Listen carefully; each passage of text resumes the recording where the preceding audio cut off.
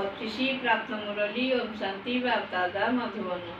बाबा कहले मिठे बच्चे, बाबा तुमको दैवी धर्म एवं श्रेष्ठ कर्म शिखाऊ से तुम द्वारा कौन सी आसुरी कर्म हेबा उचित नुहे। बुद्धि बहुत शुद्ध हेबा दरकार। प्रश्न, देह अभिमान आसिले प्रथमे क्यों पाप होता है? उत्तर रे बाबा कहले, यदि देह अभिमान रही तेरे बाबा को मन पकड़ा बदल में देहधारी कथा मन पड़ब, दृष्टि खराब हेब, मन खराब विचार आसब। बाबा कहले मन रे खराब विचार आसब, यह बहुत बड़ पाप अटे।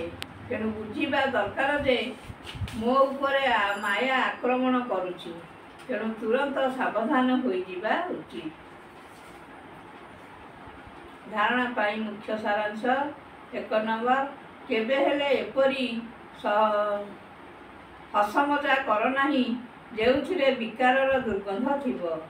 निजकु बहुत सावधान रखिबाकु हेबो। मुखरु केबे भी कटुवचन बाहर करिवार नाही। 2 नंबर, आत्माभिमानी हेबार बहुत अभ्यास करिबाकु हेबो। समस्तक सहित स्नेहरे चलिबाकु हेबो। कहा प्रति कुदृष्टि रखिबार नाही। जदि कुदृष्टि जाउछि तेबे निजे ही निजकु दंड देबाकु हेबो। वरदान, निरंतर योग एवं सेवार संतुलन द्वारा पिलारिया नखरामी को समाप्त करुथिबा वानप्रस्थी भव।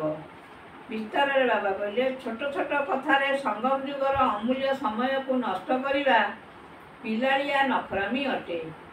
एबे आउ एही भली नखरामी तुम मानकु शोभा पाउ नाही।